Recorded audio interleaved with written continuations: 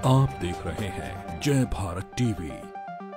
लोकसभा चुनाव नजदीक आते आते उत्तराखंड में बड़े पैमाने पर दल बदल फिर से देखा जा रहा है। तमाम राजनीतिक दलों के लोग इधर से उधर कर रहे हैं।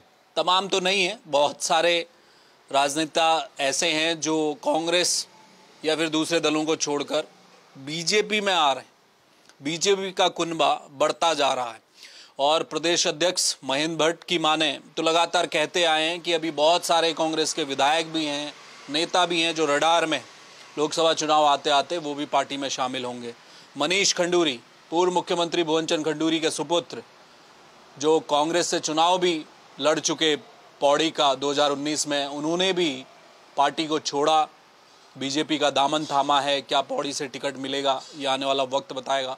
मगर इस सब के बीच चर्चा उत्तराखंड में इस बात को लेकर हो रही है कि क्या जो दल बदल हो रहा है, इस पैमाने पर हो रहा है, ये क्या समय की मांग है? क्या बदलते दौर की राजनीति इसी ओर इशारा कर रही है कि अब नेताओं की कोई विचारधारा नहीं रही, वो एक प्रोफेशन के तौर पर राजनीति में है और उन्हें जहां फायदा मिलेगा वो वहां जाकर राजनीति करेंगे? और फिर अगर दल बदलना या वाकई में इतना खराब है? इन तमाम मुद्दों पर चर्चा करने के लिए आज हमारे साथ वरिष्ठ पत्रकार गजेंद्र रावत हैं। बेहतर नज़र रख सकते हैं, बेहतर बता सकते हैं। इनके चश्मे से देखना ज़रूरी है कि क्या मौजूदा दौर में हो रहा दल बदल राज्य के लिए कितना सही है और आने वाले समय में और क्या कुछ होने जा रहा है प्रदेश में, बात करेंगे। गजेंद्र जी, 2016 देखा था हमने, भयंकर लैंडस्लाइड हुआ था।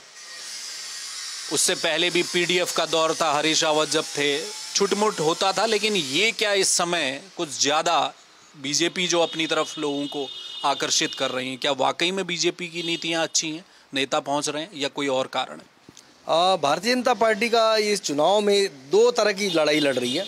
एक तो उनका कहना है कि इस बार रिकॉर्ड मतों से जो है मतलब बहुमत हासिल करना है, और दूसरा उनका ये मानना है कि अगर हम बड़ी जीत की ओर बढ़ रहे हैं तो क्यों ना इस बीच जो विपक्ष है उसे खत्म कर दिया जाए। तो ये जो रणनीति है, जो आप देख रहे हैं कि तमाम दलों के नेता वहाँ जा रहे हैं, वो विपक्ष को ख़त्म करने की एक बहुत शानदार उनकी कोशिश है। और इसमें फ़िलहाल वो इसलिए कामयाब होते हुए दिखाई दे रहे हैं क्योंकि जिस तेज़ी के साथ ये लोग जा रहे हैं उससे लगता है कि इनको कुछ और ऑप्शन नज़र नहीं आ रहा है। अभी कुछ दिन पहले आपने देखा कि 4.25 साल तक जिन मनीष खंडूरी को कांग्रेस के लोग पूरी पौड़ी लोकसभा में कंधे में उठा कर ले जा रहे थे, जिनको भारत जोड़ो यात्रा में शामिल किया गया था, और जिनके जो खुद अनफिट हैं, जिनको मतलब राजनीति की ABCD मालूम नहीं है, उनको उन्होंने लोकसभा का टिकट दिया और उनको 4.25 साल तक घुमाया। और आज मनीष खंडूरी जो है इसलिए भाजपा में चले गए क्योंकि उनके पिताजी वहाँ हैं, उनके चाचा वहाँ हैं, उनकी बहन वहाँ हैं, उनके भाई वहाँ मंत्री हैं, उनके दूसरे भाई वहाँ लोकसभा चुनाव लड़ चुके हैं, पूरा कुनबा वहाँ पर है। तो एक और जब आप कहते हैं कि परिवारवाद खराब है तो आप मनीष खंडूरी को भी लेकर आए। अभी कुछ दिन पहले हमने देखा कि जिस दिन दिनेश धने को ज्वाइन करवाया जा रहा था, तो दिनेश धने के कुछ लोग हमारे यहाँ पर आए थे, तो हमने उन्हें पूछा कि आज क्या कारण है कि दिनेश धने जो है भाजपा में चले गए। तो उन लोगों ने कहा कि दिनेश धने को ये कहा गया कि टिहरी से लोकसभा का टिकट किशोर उपाध्याय को दिया जाएगा, टिहरी विधानसभा सीट खाली हो जाएगी, फिर वहाँ से दिनेश धने विधायक बन जाएंगे। तो अब उन्होंने रानी को टिकट दे दिया तो दिनेश धने फिर खाली हैं। यही इसी प्रकार का उदाहरण तब देखने को मिला जब कर्नल अजय कोठियाल, जो आम आदमी पार्टी के CM फेज थे, कर्नल कोठियाल के ज्वाइन करते वक्त उनके भी मित्र हमसे मिले, क्योंकि इस प्रदेश में 20-22 साल से हम भी काम कर रहे हैं। तो लोगों से बात हुई, हमने कहा भाई आखिरकार कर्नल कोठियाल वहाँ काहे के लगे? तो उन्होंने कहा कि भाजपा कह रही है कि सुबोध उनियाल ने अनाउंस किया है कि सुबोध उनियाल अब विधानसभा का चुनाव नहीं लड़ेंगे, वो 2024 में जो लोकसभा का चुनाव लड़ रहे हैं, नरेंद्र नगर सीट खाली होगी तो नरेंद्र नगर से कर्नल कोठियाल जो है अब विधायक का चुनाव बन जाएंगे, कर्नल कोठियाल विधायक बन जाएंगे। अब आपने देख लिया, ना तो सुबोध उनियाल को टिकट मिला, ना किशोर उपाध्याय को टिकट मिला, और वो दो लोग जो इस हुप में वहाँ गए थे आज वो ठगे रह गए। एक और उदाहरण आपने देखा कि शैलेंद्र सिंह रावत गए। शैलेंद्र सिंह रावत की राजनीति को खत्म किसने किया? जनरल भुवनचंद खंडूरी ने। शैलेंद्र सिंह रावत 2007 से लेकर 12 तक कोटद्वार में विधायक हुआ करते थे। वहां पर अचानक से जनरल खंडूरी चुनाव लड़ने चले गए, शैलेंद्र रावत का टिकट काटा गया, शैलेंद्र रावत को पार्टी से बर्खास्त कर दिया गया। और उसके बाद अगला क्षण क्या हुआ कि शैलेंद्र रावत जो है भुवनचंद खंडूरी की बेटी खिलाफ चुनाव लड़ गए। वहाँ उन्होंने, मनीष ने, सब लोगों ने उनके खिलाफ अपोज किया, और शैलेंद्र रावत लगातार 2 बार उसी खंडूरी परिवार से, उसी भाजपा से प्रताड़ित होते हुए रहे, और आज की तारीख में वो भी मनीष खंडूरी वही है। तो ये जो दल बदल का जो दिखाई दे रहा है, ये इतना सब कुछ नहीं है कि लोग भाजपा की ओर जा रहे हैं। इन लोगों को जिस फंदे में मतलब चारा डालकर खींचा जा रहा अपनी ओर से, उस ओर आपका देखना बेहद ज़रूरी होगा। और अभी 2 दिन बाद आप एक और चीज़ देखने वाले इस प्रदेश के भीतर कि जिस समय सतपाल महाराज विधानसभा चुनाव लड़ रहे थे, तो सतपाल महाराज के चुनाव के दौरान उस पूरी विधानसभा के भीतर सिर्फ एक नारा था जो सतपाल महाराज के लोग, भाजपा के लोग देते थे, माफिया बनाम महाराज, चौबट्टा खाल माफिया बनाम महाराज। मतलब वो कहते थे कि केसर सिंह नेगी जो माफिया है और सतपाल महाराज महाराज है। आज की तारीख में केसर सिंह नेगी भी उसी भाजपा में शामिल हो रहे हैं। तो सतपाल महाराज को कोई पूछ रहा है कि भाई महाराज जी, जिस आदमी को आप परसों माफिया बता रहे थे, पूरे चुनाव में भाषण देते रहे आप उनके खिलाफ, पूरी पार्टी उनके लिए अनाप शनाप बोलती रही, अब आप उनको अपने साथ ला रहे हैं, क्या करेंगे आप? ये वो तमाम चीज़ें। और उसकी छोड़िए, देहरादून नगर निगम में आपने नेता प्रतिपक्ष देखे कांग्रेस पार्टी के, वो हर दिन सुनील उनियाल गामा के भ्रष्टाचार के कागज ला लाकर जो है यहाँ पर भाषण देते थे। वो बताते थे कि किस प्रकार देहरादून का नगर निगम की ज़मीनें लुट गई, भ्रष्टाचार हो गया, तमाम चीज़ें हो गई। आज की तारीख में वो भी जो है वहीं शामिल हो गए। तो आप इन लोगों पे कैसे ट्रस्ट करोगे? ये महत्वपूर्ण सवाल है।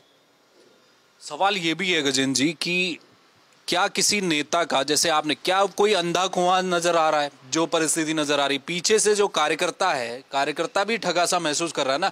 अगर कोई नेता किसी दल को ज्वाइन कर रहा है तो क्या वो वोट बैंक भी ला रहा है क्या अपने साथ? उसका क्या फायदा मिल रहा है? अभी तक तो ये देखा जा रहा है कि चूंकि जिस प्रकार से टिकट बटे हैं और जो घटनाक्रम हमारे सामने लोकसभा के 3 टिकट के बाद भी हमने देखा कि किसी ऐसे व्यक्ति को कंसिडर नहीं किया गया, तो ये देखा जा रहा है कि अभी तक जो ज्वाइन करने वाले लोग थे या तो कहीं भ्रष्टाचार में फंसे हुए हैं, या उनको इस बात का डर है कि उनके जो आज दाएं बाएं के जो काम है, किसी का खनन का है, किसी का पट्टे का है, किसी का क्रेशर का है, किसी का जो है रियल एस्टेट का है, कि तमाम जो दंदफन में ये लोग फंसे हुए हैं, ये अधिकांश लोगों के बारे में ये बताया जा रहा है कि अधिकांश लोग यही ज्वाइन करने वाले हैं जिनके अपने जो वाइड इंटरेस्ट, जो अपने पर्सनल, जो इनके व्यावसायिक जो हित है वो प्रभावित हो रहे हैं। और मुझे नहीं लगता कि किसी ऐसी छवि को देखकर वहाँ जा रहे हूँ। भाई अगर आपके भीतर कुवत है लड़ने की, जीतने की, तो आप अपनी जगह स्टैंड करोगे। अब इसी प्रकार से अगर आप बदलते रहे समय के साथ साथ, आज इस दल में, कल उस दल में, इस प्रकार दल बदलते रहोगे, तो जिस अंदाज में भारतीय जनता पार्टी ने 2014 से लेकर 24 तक के कार्यकाल में, अगर आप देखोगे, 400 से ज़्यादा विधायक दूसरे दलों के लाके अपने दल में मिला दिए। ऐसे 100 से करीब जो सांसद रहे दूसरी पार्टी को, उनको अपनी पार्टी में लगा। आज आप जानते हैं कि चौधरी वीरेंद्र सिंह कहाँ हैं? क्या आप जानते हैं कि कांग्रेस से और दूसरे दलों से जिन जिन लोगों को लेकर आए, आज उनकी क्या हालत करके रख दी है? तो ऐसा लगता है कि जो दौर हमने कभी सुना था कि एक टाइम पे संजय गांधी का फार्मूला था, वो कहते थे कि भाई इस व्यवस्था को दुरुस्त करने के लिए आपकी जो है नसबंदी कराई जाएगी, एक स्वैच्छिक व्यवस्था थी कि आप कीजिए, और नहीं तो उन्होंने जबरदस्ती वाला फार्मूला अपनाया। इस समय जो चल रहा है राजनीति में, उत्तराखंड के, पूरे देश की राजनीति में, मुझे लगता है कि वही बंध्याकरण कराया जा रहा है अपोजिशन का, ताकि सामने कोई ऐसा व्यक्ति ना रहे जो कल के दिन उनके सामने मुंह उठाकर बात करे। अभी आप 2024 के चुनाव में इन चीज़ों को देखेंगे।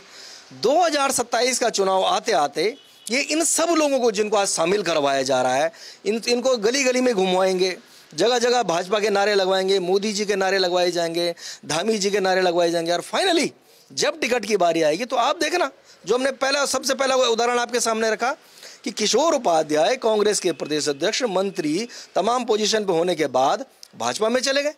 आज वहाँ के विधायक हैं, उनके जो मेन कंपिटेंट थे दिनेश जने, वो भी वहीं पे खड़े हैं, वो भी उसी पार्टी में शामिल हो गए। आने वाले कुछ दिन में हो सकता है कि वहाँ धन सिंह नेगी भी वहीं दिखाई दें। लेकिन जब 2027 का टिकट बटेगा, इनमें से एक भी आदमी की हिम्मत ये कहने की नहीं होगी कि हमें टिकट क्यों नहीं दिया, क्योंकि तब तक भारतीय जनता पार्टी इनकी हालत इतनी खराब कर देगी कि ये कहीं जाने लायक भी नहीं बचेंगे।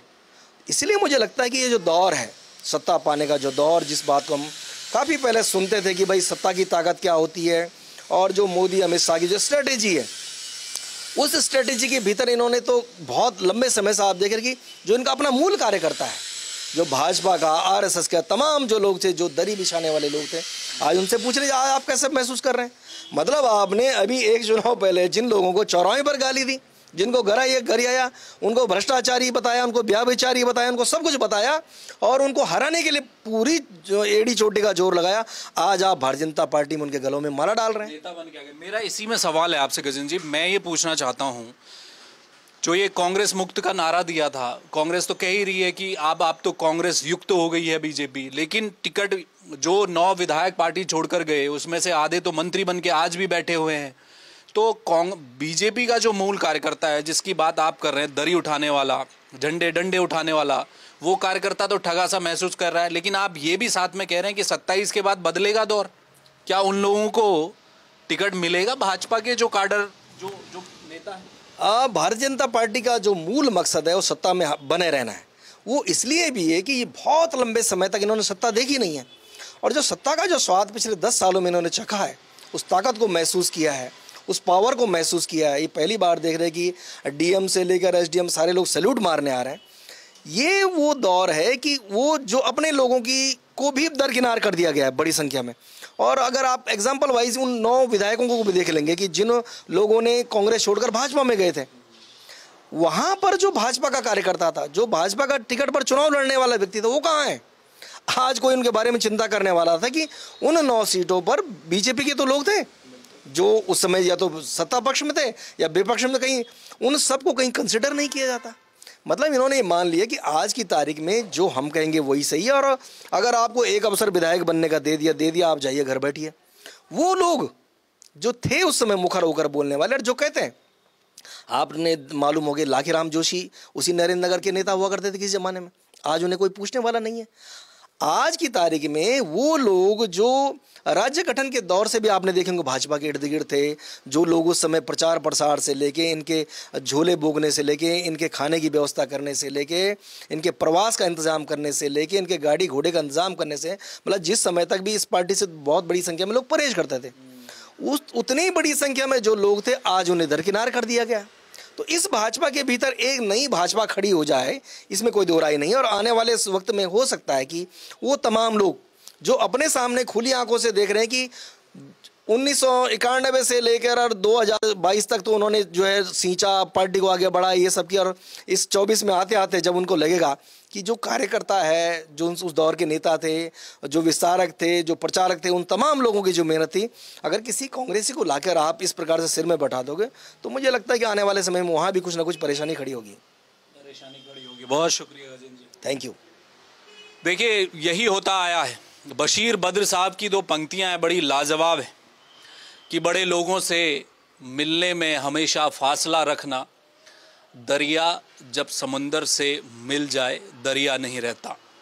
बहुत सुंदर पंक्ति है। क्या भाजपा दरिया की तरह दूसरे नेताओं को दरिया के तौर पर ला रही है और खुद समंदर बनकर बैठी है? तो ऐसे नेताओं को सोचना पड़ेगा, क्योंकि एक फेरिस्त है जो दूसरे दल से आए हुए लोग हैं वो ठंडे बस्ते में डाल दिए गए, कुछ को इनाम भी बढ़ा दिया गया है, और उनकी वजह से बीजेपी का जो काडर है, बीजेपी के जो अपने खांटी नेता हैं, वो कहीं ना कहीं ठगा सा महसूस कर रहे हैं। लेकिन इस दल बदल से दोनों तरफ फायदा होता नहीं दिखाई दे रहा, न कांग्रेस को न बीजेपी को। लेकिन लोकतंत्र में जनता सर्वोपरि है। चुनाव जब होगा, जनता इस पर क्या प्रतिक्रिया देगी वो आखिर में मायने रखता है।